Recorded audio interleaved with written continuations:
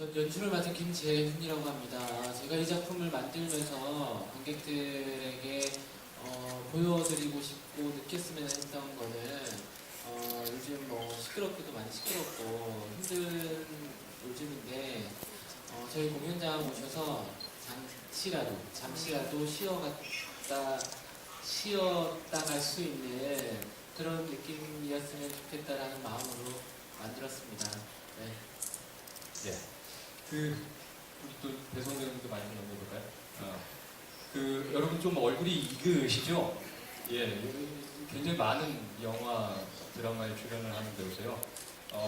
근데 늘 연기를 보고 오늘 연극을 보고 이렇게 느끼셨지만 이 사람은 이 캐릭터가 본인이다라는 생각이 들거든요. 어떻게 생각하세요? 전혀 그렇지 않고요. 지적인 집안에서 자라나서 사실 되게 생소한 캐릭터예요. 연기 변신이라고 할까요? 이게 연기 변신인 거예요? 그럼요.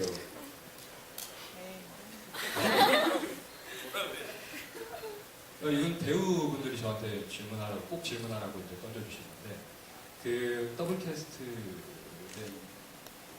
이도엽 배우 물에 빠지는 씬도 인상적이지만 배성우 배우님 이 빠지는 거 장난 아니거든요. 이 옷 흠뻑 젖어가지고 팬티까지 다 갈아입어요. 물에 빠질 때 느낌은 어떤가요? 되게 작년 여름에 했을 때는 약간 시원했어요. 그리고 겨울에 이걸 하자고 그래서 아니 겨울에 물에 빠지라고? 극장 아니니까 괜찮다고 그랬거든요. 근데 너무 추워서 물이 너무 차가워요. 그래서 첫날 빠졌다가 깜짝 놀라서 구두도 안 가지고 들어가고 그래서 되게 곤란했었어요. 정말 차가워요. 진짜 차갑다. 예, 그러면 김한 배우님께서 볼까요? 분페이 역할 캐릭터에 대해서는 굉장히 많은 해결이 들어와요. 그 중에서 굉장히 많은 생각할 거리를 굉장히 많이 주죠. 근데 가장 궁금한 거는 이 사람이 아들이랑 작별 인사를 하고 왜 다시 나타나느냐요. 왜 다시 나타나죠? 사실은 죽은 나이가 다모스의 생일 30살 이런 같은 나이였기 때문에 30살 이후의 인생을 분페이는 알지 못한다고 생각을 했어요. 그래서 다모스는 이제 분페이보다 조금 더 나은 인생 아니면 어떤 인생이든지 간에 30살 이후에 다모스의 인생이 궁금해서 보러 나온 거고, 그리고 또 다시 나타날까를 생각을 해보면 이제 나타나서 아는 척은 안 할 것 같다는 생각을 했어요. 그냥 이제 지켜보는 정도가 되지 않을까 그렇습니다. 예. 근데 대놓고 나와서 체조하잖아요. 체조 왜? 마지막에 체조는 왜? 이제 처음에 체조는 장난같이 하는 게 사실은 분페이라는 사람이 용기가 없는 사람이잖아요. 미안하다는 말을 해야 되고 별것도 아닌 이유로 도망을 가서 별것도 아니게 미안하다는 말 한마디 하고 진심으로 하는 건데 그 말을 할 수 있는 용기가 없는 사람이어서 그게 하늘에서 귀신으로 나타났는데 처음에 하는 이제 체조의 의미는 폐병으로 죽었으니까 다모스 너는 건강하게 운동해라. 운동해서 나처럼 이렇게 일찍 죽지 말고 건강하게 살아라의 의미로 제 나름대로 해석입니다. 그리고 마지막에 이제 열심히 하는 체조는 정말로 이제 기대가 되는 거죠. 다모스의 인생도 기대가 되고 남은 귀신 인생, 예쁜 여자 만나서 아싸 이런 인생도 기대가 되기 때문에 열심히 체조를 하는 게 아닐까 생각을 해보았습니다. 예쁜 여자 만나서 아싸 하라고. 일단 병으로 죽었으니까 병으로 오늘 죽었으니까 색다른 얘기가 나오는데. 예. 우리 이현우 배우님께 이 같은 달랑 얘기인데 아버지가 그래놓고서 다시 나갔을 때 잠깐 그러고 가서 아버지를 불러요.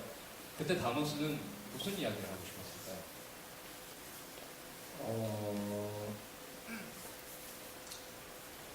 어떻게 보면 30살까지의 아버지도 30살까지 살다가 30살 이후의 삶이 없다 보니 30살까지는 다모스도 어떻게 보면 아버지에게 귀신으로든 사람으로든 이런 거 저런 거 부르면서 살았을 것 같은데 이 30 이후의 삶에 대해서 사실은 아버지가 없기 때문에 뭔가 물어보고 싶었기 때문에 아버지를 붙잡지 않았을까. 근데 이제 그 중에 제 개인적인 생각으로는 아버지도 그랬지만 결혼이라는 거에 대해서는 단 한 번도 누군가에게 조언을 듣거나 생각해 볼 기회가 없어서 아마 아버지를 마지막에 잠깐 붙잡으려고 했던 건 어쨌든 나를 낳았으니까 이 양반도 결혼을 했을 거니까 그래서 그 결혼이라는 거는 어떤 것이냐에 대해서 물어보고 싶어서 잡으려고 했던 것이 아닌가 생각을 했습니다.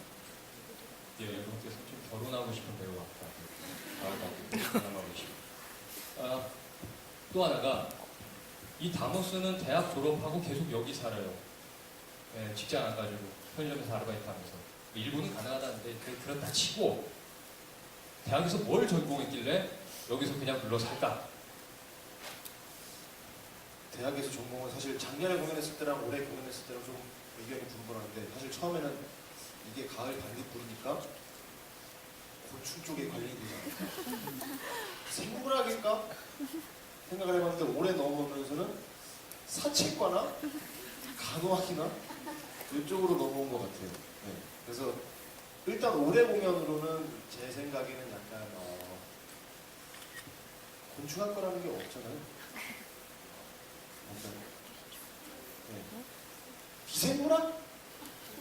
곤충? 네. 반딧불이 미생물, 네, 뭐 하여튼 그쪽 혹은 사채과가 아닐까. 사채과 나온 걸로 캐릭터를 잡으려고 우통을 벗고 운동을 열심히 하고 운동을 열심히 하는 배우와 함께하고 계십니다. 자, 이 말씀으로 넘어갈까요? 네. 굉장히 뻔뻔한 여자예요. 바를 운영하면서 다른 남자의 아이를 임신하고 사기 결혼 당했는데 또 다른 남자 집에 와서 살아요. 근데 또 처음 보는 사람을 그 집에서 같이 살라고 하네? 야, 이 마스미는 어떤 사람일까요? 우선은 뻔뻔하다기보다는 뻔뻔할 수밖에 없는 상황이기 때문에 그렇게 됐다고 생각을 하는데 저는 아마 바를 하던 마스미는 넉살이 좋은 정도였을 거라고 생각을 하고요. 상황이 그렇게 만들었고 누군가에게도 나만큼 절박한 사정이 있다면 이라고 더 이해를 짧은 시간에 그런 걸 다 이해를 했는지 모르겠지만 그런 건 사실 저한테 중요하지 않았던 거죠. 그 순간에. 아이를 위해서라면, 아이와 내가 살기 위해서라면이 우선이어서 정말 연치 없게 우선은 이제 슈이 집에 찾아오게 된 건데 그 생각은 했었어요. 만약에 나중에 중간에 물어보잖아요.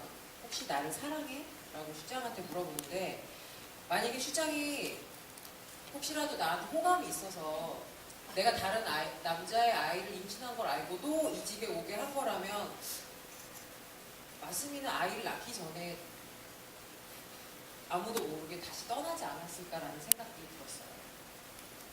그렇게 뻔뻔하게 이 사람을 이용해가면서 그 마음을 이용해서 여기에 머무를 수 있는 사람이라고 생각하지 않아요.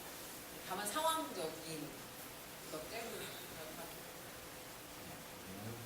속 깊고 마음열이 맞습니다. 함께하고 있습니다. 자, 김종호 배우님께 넘어갈까요? 예.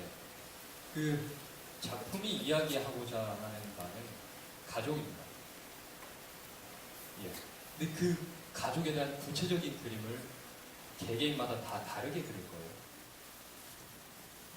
배선배님 좀 다시 해주세요. 마지막으로 인사 한번 하시고. 먼저 너무 죄송합니다. 와주셔서 감사합니다.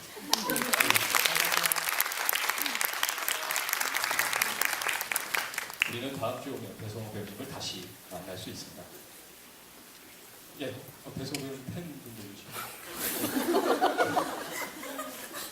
예, 그 배우님 생각하시는 이 작품이 의미하는 가족이란 뭘까요? 글쎄요, 가족이란